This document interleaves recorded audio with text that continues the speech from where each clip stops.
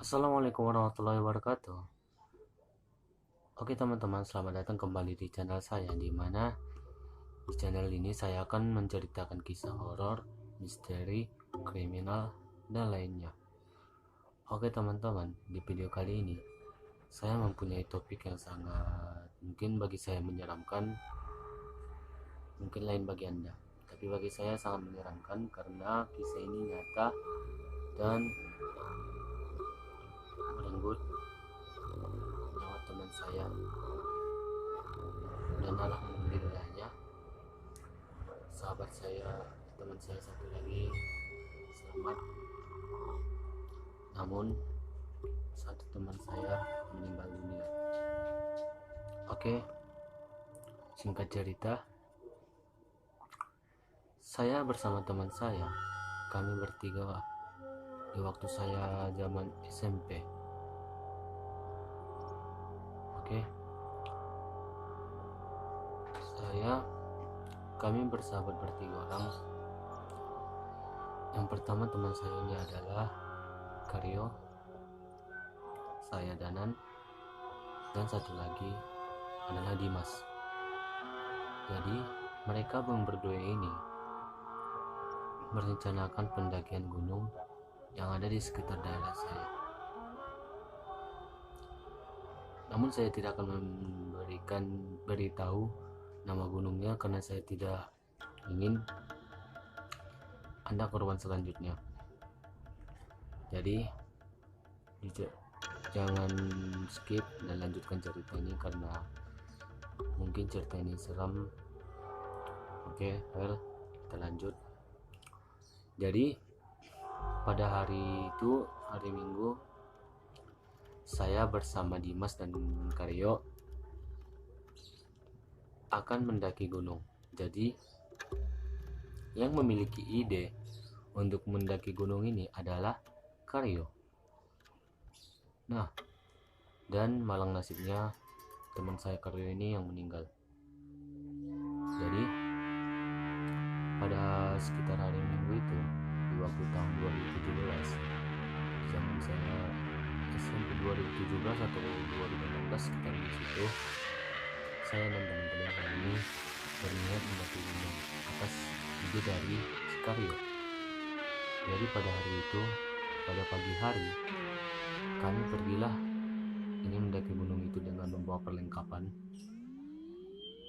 Jadi di awal kami ingin mendaki gunung ini, kami sudah diperingatkan untuk tidak percaya kepada siapapun, baik itu bentuk manusia ataupun hal lainnya. Namun disitulah kesalahan kami. Lanjut cerita, saya dan Karyo dan bersama Dimas mulai mendaki gunung dengan melewati hutan yang belantara. Jadi saya sudah mulai merasa tidak enak. Kenapa saya katakan begitu? Karena di situ saya merasa janggal, banyaknya kejanggalan.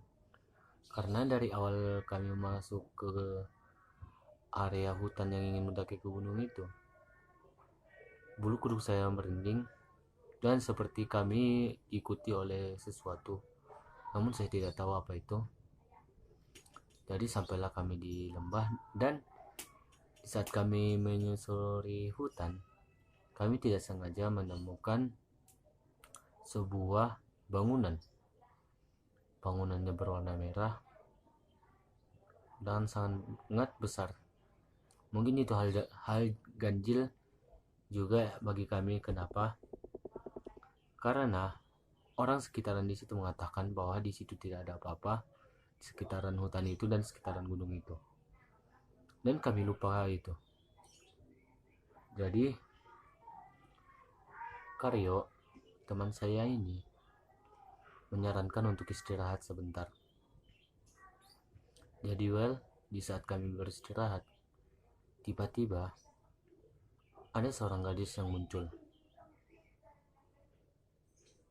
Heran bukan? Tapi di situ dengan merasa kecapean, kami tidak menyadari hal itu dan kami tidak mengingat kata-kata orang sekitaran desa di situ. Jadi dari sinilah mulai awal ceritanya.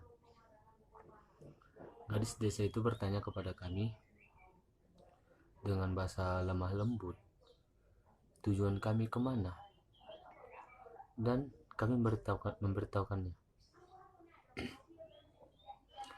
Jadi setelah kami berbincang-bincang dengan dia menyuguhkan teh panas kepada kami.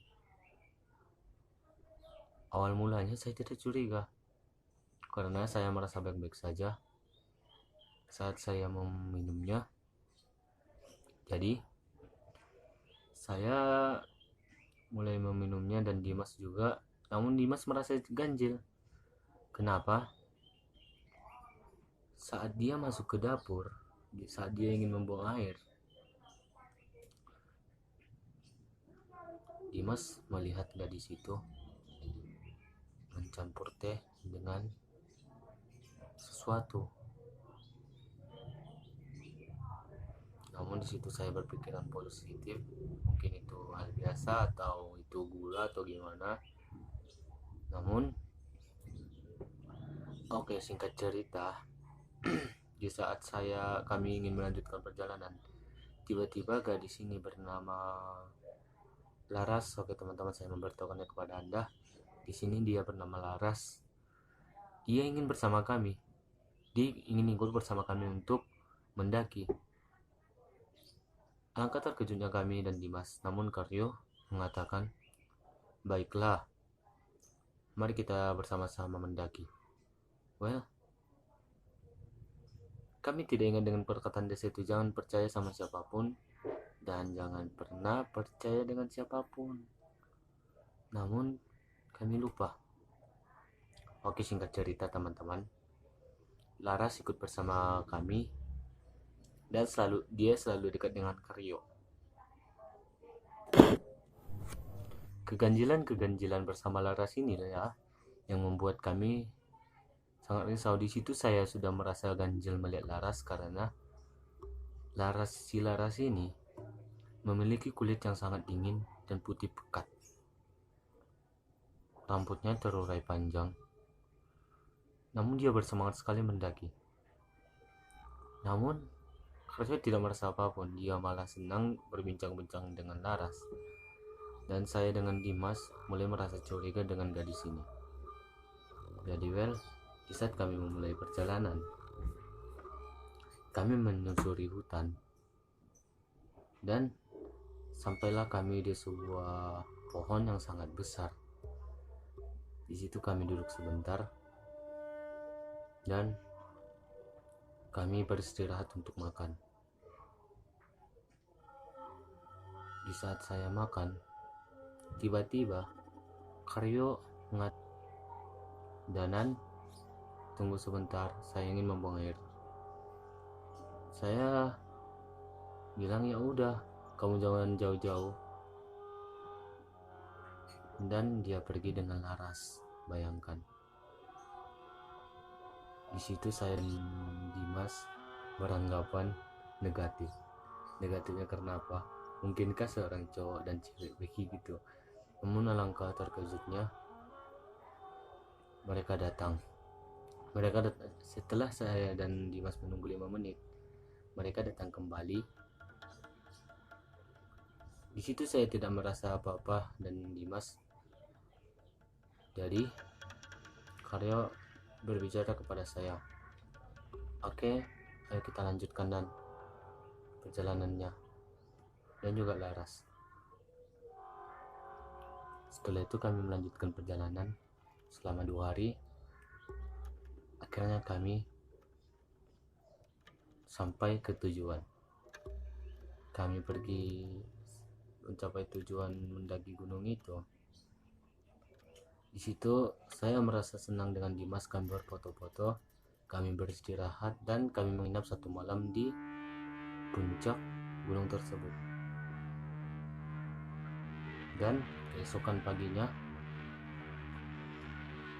di Di saat kami sudah beristirahat di malam itu, keesokan paginya, kami dan Dimas terkejut. Karena apa? Laras dan Karyo tidak ada lagi di situ. Entah kemana mereka. Kami mencari-carinya, dan kami sangat ketakutan. Kami merasa mungkin mereka kembali ke rumah Laras, atau mereka duluan sampai atau pulang gitu. Namun Dimas mengatakan kita tunggu dulu Nan, mungkin mereka pulang. Sampai setengah hari kami menunggu, mereka tidak ada datang-datang. Akhirnya kami memutuskan untuk kembali ke rumah tersebut. Kami menyusuri hutan yang sebelumnya, dan alangkah terkejutnya kami. Kenapa? Well, rumah Laras yang besar tadi tiba-tiba berubah jadi pohon yang sangat besar dan menyeramkan. Dan tepat di bawah pohon itu ada kuburan. Dan kuburan tersebut bernama Laras. Bayangkan, teman kami Karya tidak tahu ada di mana. Dan rumah yang telah kami datangi ternyata kuburan dan pohon. Akhirnya kami memutuskan untuk pulang, untuk kembali ke kampung perbatasan hutan gunung itu. Sesampainya di kampung itu, kami bergegas mencari kepala desa, dan kami menceritakan. Dengan inisiatif, warga sekitar membantu kami untuk mencari Karyo. Selang setengah hari kami mencari, ternyata teman kami ditemukan meninggal di bawah pohon yang sangat besar. Di situ saya dan Dimas sangat terkejut,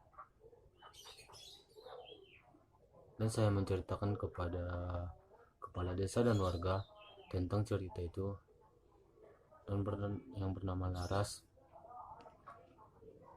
Akhirnya warga membilang, kan sudah saya katakan, kalian jangan percaya dengan siapapun. Dan disitulah kesalahan kami. Well, terima kasih kalian yang sudah mendengarkan cerita saya. Semoga Karyo husnul khotimah diterima di sisinya. Dan bagi kalian semua yang memiliki kisah-kisah menarik, silahkan tulis di kolom komentar atau cari IG saya dan Reski 20, dan saya akan menceritakan kisah kalian. Akhirul kalam, assalamualaikum warahmatullahi